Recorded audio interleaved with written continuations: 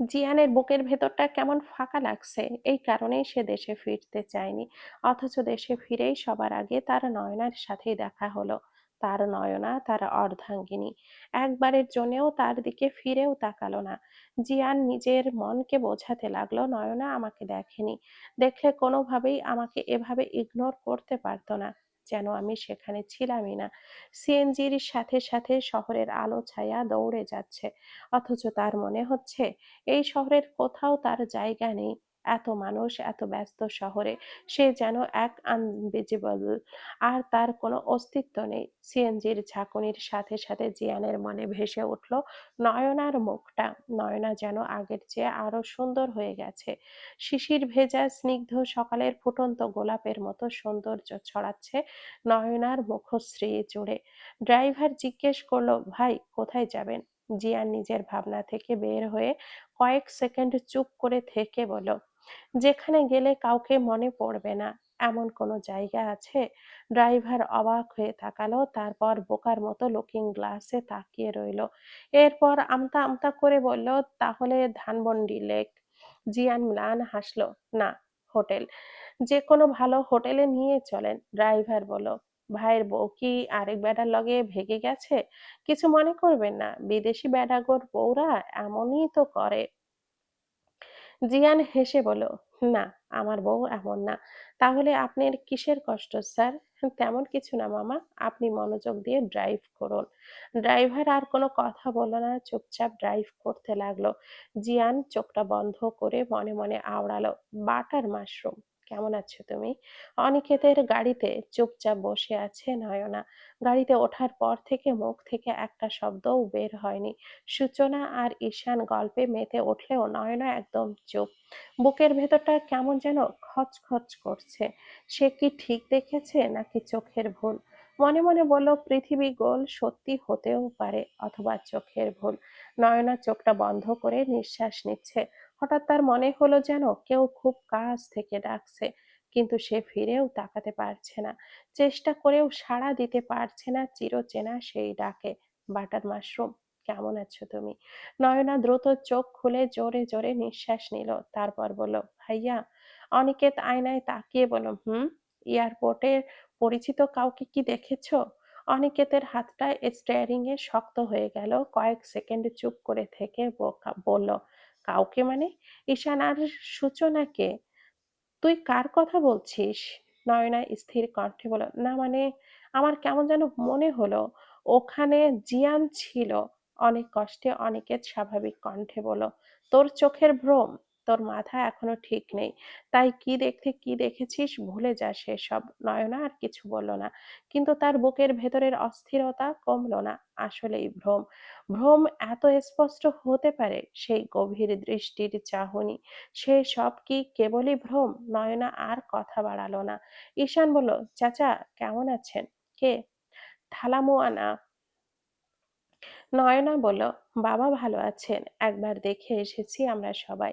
আপনার কথা অনেক জিজ্ঞেস করেছে, বলেছে আপনি ফিরলে বাবা আসবে নারায়ণগঞ্জ। আমিও ওনাকে অনেক মিস করি। আর আপনার কি খবর? আমাকে দেখে খুশি হননি? আপনি কি ঈদের চাঁদ যে আপনাকে দেখে খুশি হতে হবে? ঈশান মিনমিন করে বলল, কথার তেজের কাছে কেউ টিকতে পারবে না, ধানি লঙ্কা। সূচনা হেসে বলল, হুম, তালুকদার বংশের মেয়ের সাথে কথায় জেতা এত সহজ না। অনিকেত বলল, তোকে কি ভার্সিটিতে নামিয়ে দিব? শোনো না, না, আজ আমার ক্লাসে যাব না, সোজা বাসায় চলো। হোটেল রুম বুক করে সোজা ফ্রেশ হয়ে ঘুমিয়ে পড়েছিল জিয়ান। বাসায় যাবে না সেটা আগেই ঠিক করে রেখেছিল। ঘুম থেকে উঠে নয়নার গানের ভিডিওটা আবার অন করলো। খেয়াল করে দেখলো ভিডিওটা ভাইরাল হয়ে গেছে। 1 million view, 7 lakh react, 4,000 comment. জিয়ানের রাগ হচ্ছে, ইচ্ছে করছে এক্ষুনি কল করে অনিকেতকে ঝাড় দে। ভিডিওর দিকে তাকিয়ে বলল, কে বলেছিল এই মেয়েটাকে এত সুন্দর হতে, আবার এত সুন্দর শাড়ি পরে? কেন গান গাইতে হবে? মাথার চুল টেনে বলল, গান গাওয়ার দরকারটা কি? বার কয়েক ভিডিওটা দেখে গানের শেষ লাইনে এসে সে চোখটা বন্ধ করে ফিল করে বলল, আমি তো চুপিসারে তাকিয়েছিলাম বাটার মাশরুম, তুমি দেখেও কেন দেখলে না? হঠাৎ জিয়ানের ফোনে একটা নোটিফিকেশন এলো অপরিচিত নাম্বার থেকে। ভালো আছো? জিয়ানের বুকটা ধক করে উঠল। এক মুহূর্তের জন্য মনে হলো এটা নিশ্চয়ই নয়না। দ্রুত রিপ্লাই করলো, কে? কয়েক সেকেন্ড পর রিপ্লাই এলো, যে মানুষটাকে তুমি একদিন সবকিছুর চেয়ে বেশি চিনতে, এখন চিনতে পারছো না? জিয়ান কাঁপা কাঁপা হাতে টাইপ করলো, সুনয়না, আমার বাটার মাশরুম। অনেকক্ষণ কোনো রিপ্লাই এলো না। ঠিক যখন সে ভাবলো সবই তার ভুল ধারণা, তখন মেসেজ এলো, আমি মেহেনুর। জিয়ানের চোখ ভিজে গেল। কিন্তু মেহেনুর হলো নামটা, কেন সুনয়না হলো না? জিয়ান টাইপ করলো, তোমাকে মনে রাখতে হবে, এমন কোনো সম্পর্ক আমাদের মধ্যে কখনো ছিল বলে তো আমার মনে পড়ছে না। ওপাশ থেকে আর কোনো মেসেজ এলো না। নয়না ফোনটা বুকে চেপে ধরে বিছানায় বসে আছে। চোখ বেয়ে টপ টপ করে পানি পড়ছে। কেন আমি বেহায়ের মতো টেক্সট করলাম? কেন তুমি আমার নামটা লিখলে? কেন ডাকলে বাটার মাশরুম? এখন যে এই ডাক নামটাকে আমি ঘৃণা করি, কেন প্রমাণ করলে তুমি আমাকে এখনো মনে রেখেছো? আমি তোমাকে আর কতদিন জড়িয়ে ধরে রাখতে পারবো না। অথচ তোমাকে জড়িয়ে ধরে কাঁদতে পারলেই আমার দুঃখের অর্ধেক কমে যেত। এত ভালোবাসার পরেও কিভাবে ছেড়ে চলে গেলে? আমাদের ভালোবাসাকে কেন এতটা ব্যারিকেডে আটকে দিলে? ঠিক তখন দরজায় টোকা পড়লো। সূচনা ডাকলো, নয়না আপি, তুমি জেগে আছো? থাকলে একটু বাইরে এসো। নয়না দ্রুত চোখ মুছে বলল, হ্যাঁ জেগে আছি, আসছি। ফোনটা বালিশের নিচে রেখে উঠে দাঁড়ালো। নয়না এখন নিশ্চিত জিয়ান দেশে ফিরে এসেছে, নইলে জিয়ানের ফোন নাম্বারে টেক্সট করা যেত না। একই রাতে একই শহরে দুই প্রান্তে দুজন মানুষ একই আকাশের নিচে তাকিয়ে একে অপরের বিরহে অশ্রু ফেলছে। একজন বাস্তবতা থেকে পালাতে চায়, অন্যজন নিজেকে বোঝাতে চায় সব শেষ, এখন আর কিছুই ঠিক হবে না। কিন্তু ভালোবাসা কি এত সহজে শেষ হয়? মেহেনুর নিজের ছেলে জারিফকে ভাত খাওয়াচ্ছে। মিতা বেগম এসে বলল, কাল রাত থেকে ছেলেটাকে ফোনে পাচ্ছি না। তোমার শ্বশুর তো আমার কথা শোনে না। তুমি কি একবার কল করে দেখবে? অথবা তোমার পরিচিত কারোর কাছ থেকে একটু খোঁজ নাও না, আমার ছেলেটা কেমন আছে। একটা মেয়ের জন্য আমার দুই ছেলেই আজ আমার কোল ছাড়া। জীবনে ওই মেয়ে ভালো হবে না। মেহেনুর বলল, আমি, তুমি এখনো নয়নাকে কেন দোষ দাও? সব ছেড়ে চলে গেছে যে মানুষটাকে, তাকে আর টেনে আনার কি দরকার? তোমার শ্বশুরের মতো তুমিও বলতে চাইছো সব দোষ আমার? নিজের ছেলের দিকে তাকিয়ে বলো, তোমার ছেলের জীবন নাকি তার অন্যায় মা হিসাবে কোনটা মেনে নেবে? আমি শুধু বলতে চাইছি নয়নাকে আর টানবেন না। আপনি যে সেই দিন ভয়েস মেসেজ পাঠালেন, জারিফের অবস্থা ভালো না, তারপর থেকে আর কোনো রিপ্লাই নেই। আচ্ছা জিয়ান কি দেশে এসেছে? ওইরকম কপাল তো আর আমার নাই। শকুনের নজরে সব ধ্বংস হয়ে গেছে। জিয়ানের দেশি নাম্বারে একটা কল করে দেখুন। জারিফ আদো আদো বলি আওড়ায়, বাবা আসবে না আম্মা? এই প্রশ্নের উত্তরে মেহিনুর চুপ করে যায়। কি করে বোঝাবে যে তার বাবা এই পৃথিবীতে নেই? জিয়ান চোখটা বন্ধ করতেই হুট করেই মনে পড়ল সে বাংলাদেশে।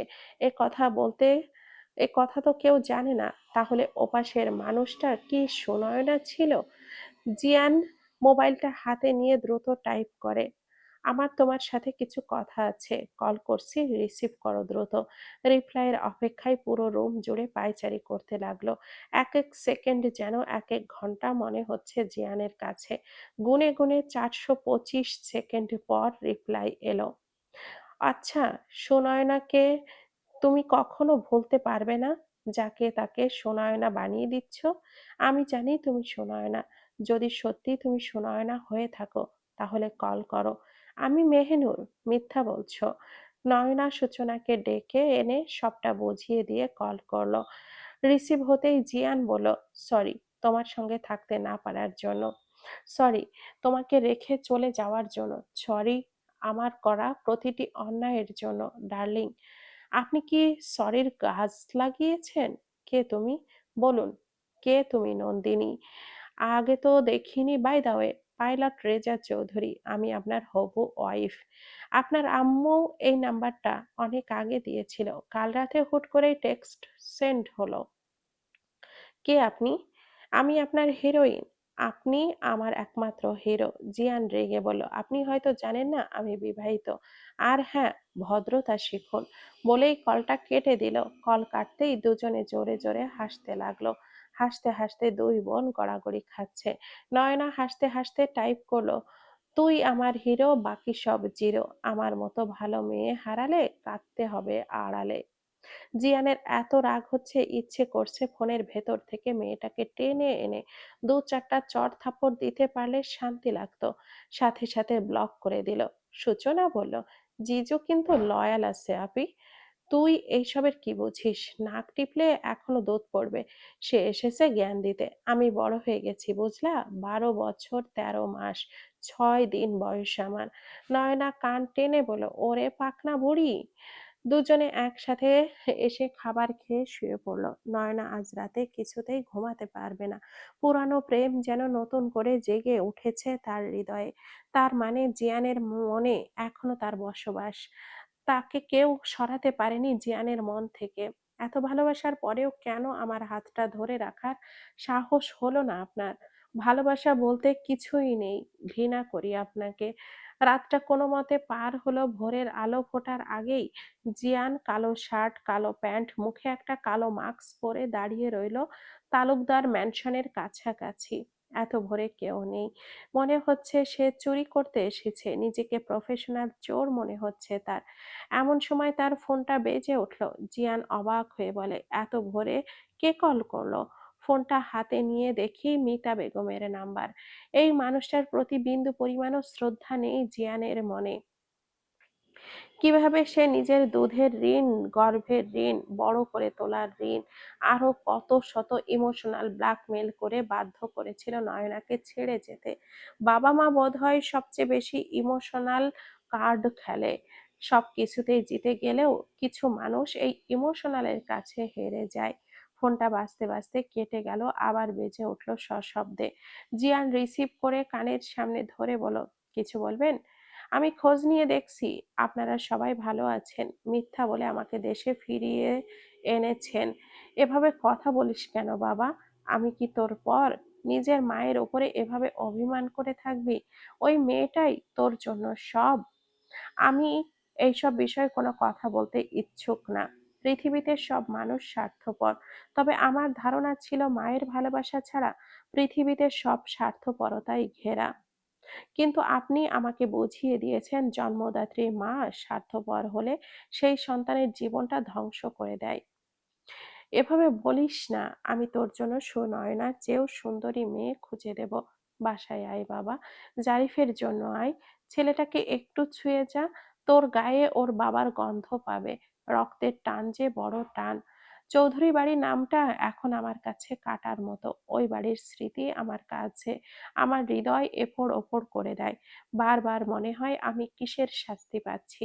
অন্যায় করলো একজন, শাস্তি পাচ্ছি আমি। তোর ভাই তার বউয়ের জন্য পৃথিবীতে নেই। আর তোর আপন ভাইয়ের মৃত্যুর জন্য দায়ী তোর বউ। কিভাবে তুই ওই মেয়ের সাথে সারা জীবন কাটাতিস বল আমাকে? ওই চেহারা দেখলে তোর মনে হতো না? তোর ভাইয়ের মরা মুখ ভেসে উঠতো না? আপনি জানেনও না। আর বাকি সবাই জানে জাহিনের মৃত্যুতে নয়নার কোনো হাত নেই। নয়না কি করেছে? সাক্ষী দিয়েছে, এই তো। কিন্তু সরকারের গোলামি করে একের পর এক অন্যায় করেছে কে? কত মানুষের জীবন নরক বানিয়ে দিয়েছে। গুম খুন কোনটা না করেছে? শেষমেশ তুষির মতো একটা নিষ্পাপ মেয়েকে কি নির্মম ভাবেই না হত্যা করেছে। বারবার নয়নার দোষ না খুঁজে জাহিনের দোষটা একবার দেখো। নিজের মনকে একবার প্রশ্ন করো, দোষটা কার? তোমার সন্তান হারিয়েছো, তাতে তোমার এত কষ্ট। যেই লোকগুলো গুম করে খুন করে মেঘনা নদীতে পেটে পাথর বেঁধে ডুবিয়ে দিয়েছে তাদের পরিবারের কথা চিন্তা করো। ও যে পাপ করেছে, ওর মৃত্যু হওয়া উচিত ছিল আরো নির্মম ভাবে। মিতা বেগম ফোনটা কেটে দিলেন। ফজরের নামাজ শেষ করে জিয়ানকে কল করেছিলেন। যাই নামাজে বসে মাথা নিচু করে কাঁদতে লাগলেন, সব বুঝেও যেন অবুঝ। সব মানে তবুও বারবার জাহিনের কণ্ঠের আকুতি তার কানে বেজে ওঠে। আমি বাঁচতে চাই আম্মু, আমার জীবনটা ভিক্ষা দাও, আমি আমার সন্তানকে স্পর্শ করতে চাই। আমি এইটুকু জীবন চাই যেন আমার সন্তানকে স্পর্শ করতে পারি। আমি মরতে চাই না। আমাকে বাঁচাও আম্মু, আমাকে বাঁচাও। এই শব্দগুলো যেন তার কর্ণগহ্বরে প্রতিনিয়ত প্রতিধ্বনিত করতে থাকে। এই শব্দের যন্ত্রণা তাকে ভেতর থেকে শেষ করে দিচ্ছে। মা হয়ে নিজের ছেলেকে বাঁচাতে না পারার যন্ত্রণা বয়ে বেড়াচ্ছে। এই যন্ত্রণার পরিমাপ করার ক্ষমতা কারোর নেই আল্লাহ ছাড়া। অনেকক্ষণ দাঁড়িয়ে থেকে একটা রেস্তোরাঁয় এসে বসলো। তেল ছাড়া পরোটা আর একটা অমলেট অর্ডার করলো। নাস্তা শেষ করে পথের দিকে তাকিয়ে রইল। নয়না বের হয়েছে বাসা থেকে, তাই রেস্তোরাঁর সামনে এসে গাড়ি থামিয়ে হালুয়া আর পরোটা নিল। জিয়ান বাইক নিয়ে সাবধানে নয়নার পিছু পিছু ভার্সিটি পর্যন্ত এলো। হৃদয় দাঁড়িয়ে আছে গেটের সামনে। নয়না গাড়ি থেকে নামতেই এক গুচ্ছ হলুদ গোলাপ নয়নার দিকে বাড়িয়ে দিয়ে বলে, সুপ্রভাত মায়াবী চোখের অধিকারিণী। নয়না ফুলগুলো হাতে নিয়ে বলে, তোকে না কতবার বলেছি আমার সাথে ফ্লার্ট করবি না, তাহলে কিন্তু বন্ধুত্বটাও রাখবো না। রেগে যাচ্ছ কেন সুনয়না? তোমার মতো মিষ্টি মেয়েরা রেগে গেলে আরো মিষ্টি লাগে দেখতে। তুই কি আমার হাতে মরতে চাস? তোমার হাতে মরতে পারা তো আমার সৌভাগ্য। হৃদয়ের বাচ্চা, ওষ্ঠা খাবি? আমি তোমায় ফুল দিলাম, বিনিময়ে তুমি আমায় মন দাও সুন্দরী। ওষ্ঠা আবার কি? জিয়ান রাগে ফসছে, ইচ্ছে করছে ছেলেটাকে ধরে কিল চড় মারতে, কিন্তু ভার্সিটিতে কোনো ঝামেলা করা যাবে না। নিজের হাত মুষ্টিবদ্ধ করে নিজেকে শান্ত রাখার চেষ্টা করছে। হৃদয় বলল, এই দেখো তো পাশের কালো শার্ট পরা ছেলেটাকে, মনে হচ্ছে তোর সাথে ফ্লার্ট করছি সেটা সহ্য করতে না পেরে রাগে ফুঁসছে। কিন্তু এই নতুন পাগল আবার কে? ভার্সিটির কেউ বলে তো মনে হচ্ছে না। নয়না এক পলক তাকিয়ে চোখ আর চুল দেখেই বুঝে গেল মানুষটাকে। নয়না হৃদয়ের হাতটা ধরে বলে, চল, দেরি হচ্ছে ক্লাসের জন্য। জিয়ান নিজেকে আর কন্ট্রোল করতে পারল না। নয়না কয়েক কদম সামনে এগোতেই পেছন থেকে নয়নার হেজাব টেনে বলে, এক পা সামনে এগোবে না। নয়না কপাল কুঁচকে পেছনে তাকিয়ে বলে, কে আপনি? পাবলিকের গণধোলায় খাওয়ার শখ জেগেছে নাকি আপনার? কোনো ভদ্র পুরুষ মেয়েদের হেজাবে টাচ করে না। কে বলল আমি অভদ্র? অভদ্র হয়েছি তোমার কারণেই। নয়নার হৃদয়ে হাত শক্ত করে ধরল, তারপর বলল, হিজাব ছাড়ুন, লজ্জা করে না রাস্তাঘাটে মেয়েদেরকে ডিস্টার্ব করতে? আর কে আপনি? জিয়ানের চোখে রাগ স্পষ্ট দেখা যাচ্ছে। বা হাতে মাস্ক সরিয়ে বলল, এবার চিনতে সমস্যা হবে না নিশ্চয়ই? আপনিই বলুন ম্যাডাম, কে আমি? ইফটিজার। রাস্তাঘাটে মেয়েদের হিজাব ধরে টানাটানি করছেন, আবার বুক ফুলিয়ে চেহারা দেখাচ্ছেন, নিজেকে হিরো ভাবছেন। নয়না হিজাব ছাড়িয়ে নিয়ে বলে, হ্যালো মিস্টার ইফটিজার, নিজের রাস্তা মাপুন, নয়তো পাবলিকের গণধোলায় মিস হয়ে যাবে না তো। জিয়ান ফট করে হৃদয়ের হাতের মধ্যে থেকে নয়নার হাতটা সরিয়ে নিল। হৃদয়ের দিকে রক্তচক্ষু নিয়ে তাকিয়ে বলে, ভুলেও এইরকম দুঃসাহস করার কথা চিন্তা করবি না, একদম পুঁতে ফেলবো। নয়না জিয়ানকে ধাক্কা দিয়ে বলে, কি বংশগত গুন্ডা? মাস্তানি করতে ইচ্ছে করলে অন্য কোথাও করুন, এটা কোনো মাস্তানি করার জায়গা না। হৃদয় বলল, এই লোকটাকে চিনিস? নয়না শান্ত স্বরে বলল, এক্স।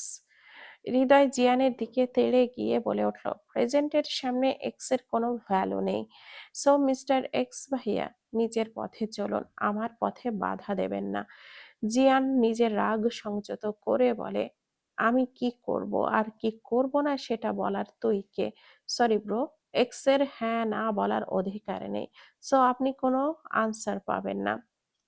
জিয়া নয়নার হাত ধরে নিজের দিকে টেনে এনে বলে, এই ভার্সিটির মাঠে তোমার ঠোঁটে চুমু খেয়ে প্রমাণ করতে হবে আমি তোমাকে? সহজ চুমু কিন্তু আমি খাবো না, কোমর ধরে নিজের সাথে জড়িয়ে নিয়ে কঠিন চুমু খাবো, তাও এই খোলা মাঠের সকলের সামনে। তারপর চিৎকার করে বলবো, আমি তোমার কে? নয়না ঝাঁকুনি মেরে নিজের হাত ছাড়িয়ে নিয়ে বলে, পাগলদের জন্য পাবনার মেন্টাল হসপিটাল, এটা কোনো পাগলামি করার জায়গা না। আর সেই অধিকার আপনি অনেক আগেই হারিয়ে ফেলেছেন। উড়ে এসে জুড়ে বসা যায় না। প্লিজ আমাকে ডিস্টার্ব করবেন না। জিয়ান হুট করে নয়নার গালে চুমু দিয়ে মুহূর্তেই সরে গিয়ে বলল, পাগল বলো না বাটার মাশরুম, পাগল কিন্তু স্থান কাল বোঝে না, পাগলামি শুরু করলে সামলাতে হিমশিম খাবে। বলেই চোখ টিপ দিল। নয়না জিয়ানের দিকে রাগী দৃষ্টিতে তাকিয়ে বলে, অসভ্য, বলেই হৃদয়ের হাত টেনে নিয়ে চলে যাচ্ছে।